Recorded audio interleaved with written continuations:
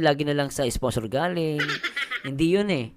Yung sponsor mismo ibinigay sa inyo ni Kalinga Prab. And dahil doon, naka-gain kayo. At ang tanong, maliit ba nakuha nyo o malaki? Hindi niya na nakukwento pero maganda nga kung nakakwento nyo kung magkano yung napapasok sa inyo eh.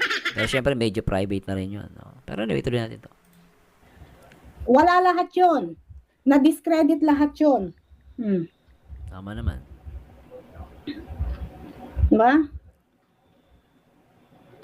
Na-discredit. Diba? Oh, tuloy. Dalawa lang po kami. Tapos puro lalaki na. Kumusta naman?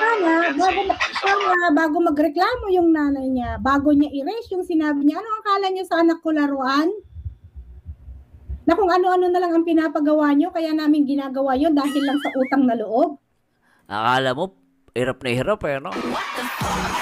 Alam mo, sabi ko sa inyo guys, nakaka-relate kasi ako dyan. Ako po ay laking mahirap. Ang tatay ko ay construction worker. So, at young age, sinasama nila kami. Kasi kahit papaano, meron kaming allowance sa eskwelahan. Actually guys, mahirap pa nga yung ginagawa namin. Kasi yung 30 minutes ka lang sa dagat, nagtatampisaw, mas babad sa araw, mas mahirap ginagawa namin. Ang ginagawa ng tatay ko at early age ako aakit ako sa bubong. Magpipintura ako doon. Magpipintura lang ako ng bubong guys.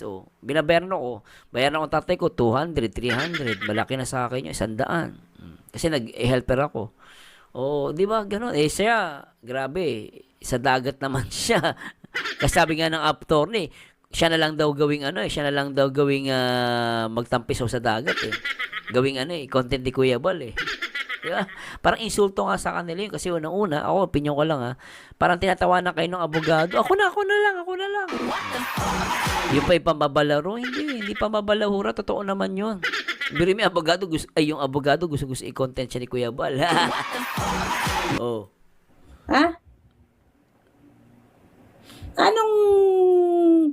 Alam mo, Jumong, Freedom, Jumong it's not my problem. May utak sila. Ano sila? Laging dinidiktahan? May sariling utak yan. Bakit yung tatay niya hindi marunong kumuha ng lisensya at ihatid siya? Diba? Ganon, kasimple. Tama. Tsaka sabi nga ng magulang, may sariling isip sila eh.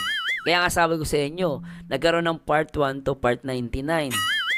May sariling isip sila. Ibig sabihin, dapat noon pa lang, kung may mali talaga ginagawa yung kalingap sa anak ninyo, dapat tinigil nyo part 5 pa lang. Part 3, part 2, part 5. Sabi natin, dapat tinigilan nila. Bakit nila tinigil? May sariling isip pala sila. Bakit ngayon lang? Kung kailan na may mga sarili sila sponsor, di ba? Bakit ngayon lang? Tanong lang naman yun. Ha? Ano tong mga ito? Inutil? Para lahat na lang i-provide sa kanila? Tama naman. Inutil ba ang isang tao para i-provide mo? Ano ba ito? Mga PWD? Hindi naman Para i-provide lahat ang pangangailangan nila? Grabe ka naman. Mga sinasabi mo rito, puro walang kasense. Yung naman, mag-comment ka dito, yung mahihirapan akong sagutin. Madali